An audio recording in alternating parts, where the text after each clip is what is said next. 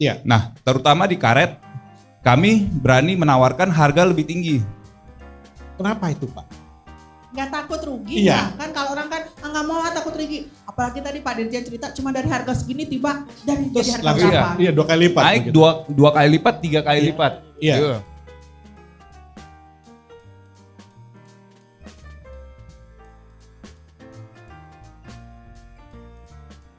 Background dari munculnya Taniuk, ide dari Taniuk, ya karena selama ini kami datang dari sisi industri produsen sarung tangan latex yang kebetulan bahan bakunya adalah latex cair. Nah, di mana selama beberapa tahun terakhir ini cukup sulit untuk mendapat bahan baku karena ya seperti tadi Kang Rahmat bilang sama Mbak Tami bilang kan banyak petani yang menawarkan produk-produknya hasil olahannya ke industri tapi ditolak. Betul. Karena kualitas tidak sesuai, tidak memenuhi gitu. Nah, sedangkan ya dari industri juga butuh bahan baku. Nah, Iya. makanya muncullah ide Taniuk, kita harus bisa menghubungkan tani dengan industri. Ya, ini di depan juga ada salah satu produk hasil perhutanan baru akan launching hari ini. Sudah ada oke. videonya, nanti bisa ditunjukkan juga Mbak Tami. Ya, nah Ya. mungkin ya saya lanjut dulu. Nah, masalah yang dihadapin oleh petani-petani karet di Indonesia selama ini adalah harga karet yang naik turun. Nah, kebetulan pohon karet juga termasuk tanaman hutan. Ya. Ya, nah makanya ada kerjasama antara perhutanan sosial dengan Taniuk. Perhutanan juga perlu untuk merawat dan menjaga karet, pohon karet. Nah, selama ini harga naik turun gonjang-ganjing dan ya seperti yang tadi diceritain Pak Dirjen, Betul. kita semua di depan ini saya rasa orang-orang gila semua. Iya, karena Iya. kita perlu ada terobosan. Betul. Iya. Kalau gak ada terobosan, ya gak ada perubahan. Iya. Nah, terutama di karet, kami berani menawarkan harga lebih tinggi. Kenapa itu, Pak? Nggak takut rugi. Iya. Nah, kan kalau orang kan nggak mau takut rugi. Apalagi tadi Pak Dirjen cerita cuma dari harga segini tiba dari Terus jadi harga langsung berapa. iya 2 kali lipat. Naik begitu. dua kali lipat, 3 kali Iya. lipat. Iya. Gitu. Dari kan tadi kan ada kawan-kawan yang datang telat tuh. Naik 3 kali lipat atau 2, 3 sampai 3 tuh dari harga berapa menjadi harga berapa? Ya, pada umumnya ya di masyarakat tuh harga kering. Kalau di karet kita sebut harga kering itu sekitar 15.000 sampai 17.000. Nah, tetapi di Taniuk kita berani tawarkan harga 26.000 hingga 29.000. Nah, Kita iya. kasih tepuk tangan dong buat Untuk milenial kita. Taniuk. Iya. Tapi ya mungkin pada bertanya juga, ya kenapa bisa? Karena Taniuk menghubungkan petani dengan industri. Masalah yang dihadapin petani, yang pertama rantai tata niaga panjang, kedua adalah harga yang tidak stabil dan rendah. Sedangkan petani butuh hidup, petani butuh makan.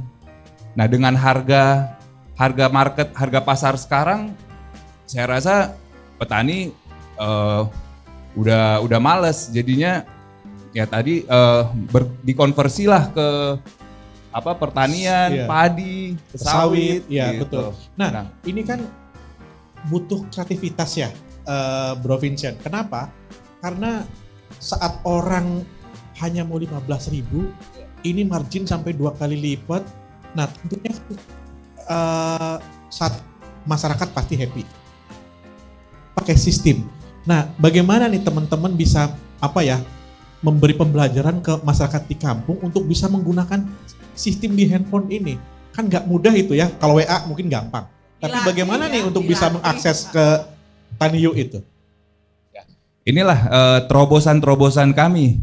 Justru kami membuat fitur-fitur agar petani dapat dengan mudah mengaksesnya. Nah, pertama tadi dengan harga yang menarik, petani tentu saja ingin bergabung dengan Taniuk. Nah, lalu kami tawarkan juga program-program. Karena industri kami juga dari pihak industri, dari pihak off-taker tentunya pengen kualitas yang bagus. Iya. Nah, itulah tugas Taniuk, kita mendampingi, melakukan pelatihan kepada petani-petani Nah, kami punya program loyalty. Oke. Jadi program loyalty ini menilai para petani yang kualitasnya bagus, kuantitasnya bagus, akan dihadiahi lah atau dengan nilai dan poin-poin. Jadi kami juga menggrade para petani. Ada Oke. grade A, grade B, grade C begitu. Kalau kerja seperti apa nih Pak? Dapat reward tadi itu seperti apa? Misalnya saya panen dapat 100 kilo, Ya. harga 30.000, rewardnya Ya. seperti apa Ya. tuh? Nah, ada dua jenis. Pertama, poin dapat ditukarkan. Dengan Poin apa? dengan hadiah-hadiah Oke. bertani. Oh, luar biasa. Jadi Kayak semua ini, iya. kayak toko. semua Iya. enggak ya semua Iya. untuk menunjang produksinya Produksi. petani lagi. Iya. Jadi petani bisa menghasilkan lebih banyak lagi dan pendapatan pasti makin meningkat. Nah, kedua untuk program agar perhutanan ini bisa tetap eksis, Iya. tetap terjaga dan petani tetap masih bisa menikmati hasilnya dan nilai ekonomi. Tentu kita butuh program replanting. Oke. Nah, Iya. jadi penilaian tersebut ya digunakan untuk menentukan petani Oke. layak dan sesuai kriteria gitu. Baik. Nah, saya juga dapat informasi dari Pak Dirjen katanya. Ini bayarnya langsung ke rekening. Langsung, Nah, itu kalau- bagaimana pula? Karena kan orang kampung biasanya jangankan itu ya, punya rekening susah banget, lebih baik nyimpan di bawah kasur. Ya, di bawah Ini kasur. gimana nih idenya? Ya, jadi ya mungkin orang-orang mengira Taniuk hanya membeli hasil produksi lalu menjualnya ke industri. Padahal sebenarnya enggak. Taniuk kita membangun satu ekosistem di satu daerah. Jadi tentu saja petani-petani yang ingin menjual hasilnya, ada nanti kita hire mandor atau krani untuk mencatat, mengumpulkan hasil-hasil tersebut. Nah, tentu saja tadi penghasilan masuk ke aplikasi bisa ditarik di mana saja. Kami ada agen-agen laku pandai kami sebut. Oh, Jadi nice. yang Luar akbar, biasa. Laku pandai apa nih laku pandai ini? nah Keren. laku pandai ini Iya. merupakan ya warung yang kita kerja sama. Oh. Jadi warung tersebut difasilitasi Iya. memfasilitasi petani untuk menarik tunainya gitu. Jadi kapanpun petani pengen tarik tunai bisa di agen-agen laku pandai tersebut. Wah. Tadi kan yang dikatakan bahwa itu perlu kreativitas ya gitu. Tapi ternyata yang dilakukan itu bukan hanya soal kualitas, tapi ternyata ada yang mengubah budaya, memperkenalkan budaya misalnya nggak tahu rekening, saya tahu tuh, inget tuh masyarakat dapat rekening disimpan baik-baik takut hilang, itu kan mengubah budaya. Terus bagaimana kemudian pakai aplikasi itu juga mengubah budaya gitu. Nah, pengusaha biasa udah hitung-hitungannya banyak, ngelihat masyarakat itu pasti nggak bisa apa-apa. Ini kok tadi yang bilangnya apa coba? Petani kan harus hidup, petani itu mesti hidup. Kalau kita nggak kasih ke layak, mereka tidak hidup, pasti itu tidak akan berkembang. Pendekatan hati apakah yang dilakukan oleh Taniuk gitu, sehingga kemudian bergerak itu bukan hanya sebagai pengusaha biasa, tapi pengusaha luar biasa. Apa sih hati dan pikiran yang bisa connect dengan para petani itu? Mungkin gini, karena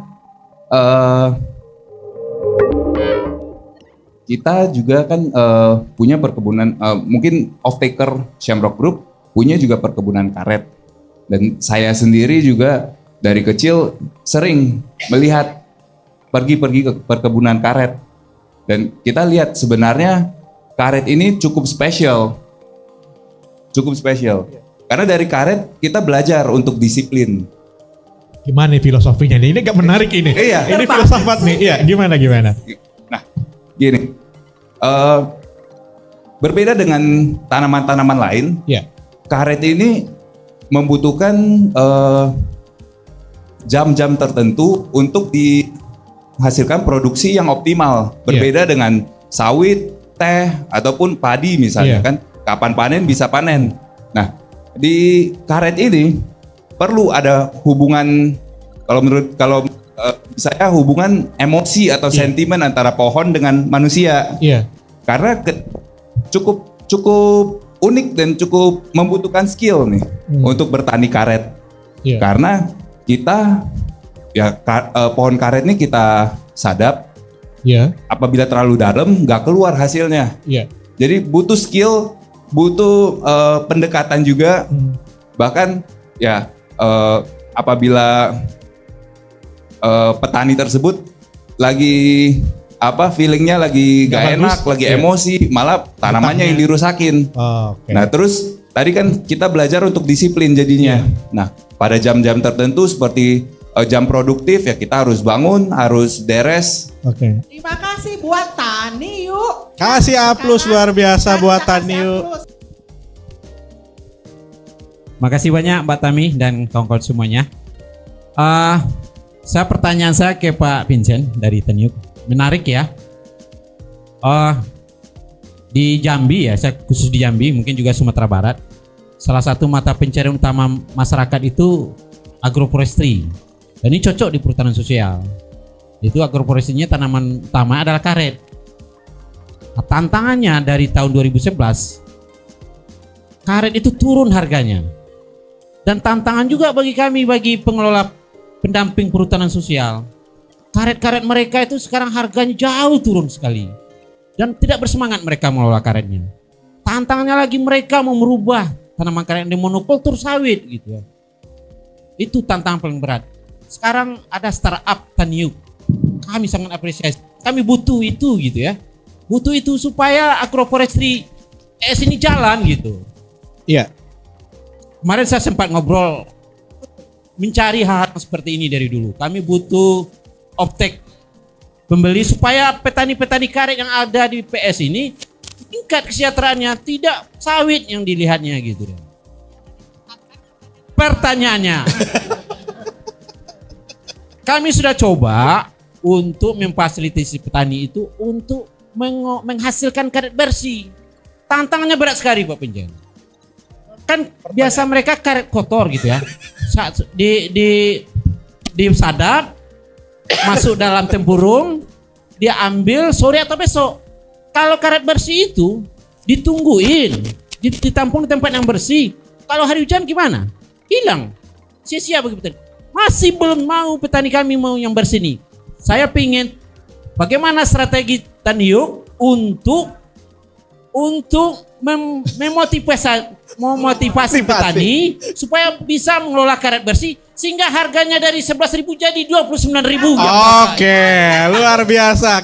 Oke, langsung saja ya. Ya makasih banyak pertanyaannya dan curhatannya Pak Ade. Ya sebenarnya itu juga curhatan saya dan tim juga gitu di Taniuk gitu. Tapi mungkin gini, sepengalaman saya ya Pak, memang cukup unik petani-petani karet ataupun ya petani-petani perhutanan sosial ini. Karena mungkin ketika kita sudah tawarkan harga tinggi, ketika kita bertemu dengan petani, petani masih belum yakin. Karena kalau saya lihat ya Pak, di industri karet Indonesia ini, petani-petani punya trauma juga terhadap perusahaan. Karena di tahun 2011 ketika harga karet masih tinggi-tingginya, semua orang mencari karet karena kebutuhan dunia akan karet sangat tinggi. Namun setelah tahun itu harga karet anjlok. Bahkan perusahaan-perusahaan yang sebelumnya mungkin kerjasama dengan petani meninggalkan para petani gitu, ditinggal saja begitu saja gitu. Dan bahkan pohon-pohon atau hutan dirusak karena selama ini mereka hanya fokus ke produksi yang banyak tanpa ada edukasi yang benar ke petani. Nah, ada kesan trauma di situ. Jadi petani-petani ketika melihat perusahaan, wah ini benar gak nih? Nanti saya ditipu lagi, dibohongin lagi gitu. Nah, namun kami dari Taniuk, kami dari sisi Taniuk, kami ya mungkin ini menjawab juga dengan Pak Tito ya, karena saya rasa berhubungan pertanyaannya. Ya, kalau kami dari Taniuk, kami memikirkan keberlanjutannya. Nah, apa sih sebenarnya yang membuat petani tertarik untuk bergabung dengan kami menjual hasilnya? Ya selain harga-harga tadi, kami membuat sebuah komunitas petani, komunitas Taniuk. Ada komunitas Taniuknya. Jadi memang ya kita gak cuma ngambil hasil, tapi kita edukasi. Ya dengan program-program tersebut semua terdapat di aplikasi. Jadi user dari aplikasi ini ya petani sendiri. Dan petani kita ajarkan juga untuk belajar menggunakan teknologi dan digitalisasi gitu. Nah, dengan adanya kepastian itu keberlanjutan, aku rasa petani sangat tertarik. Memang mungkin cerita sedikit perjalanan awal kami juga cukup sulit. Oke.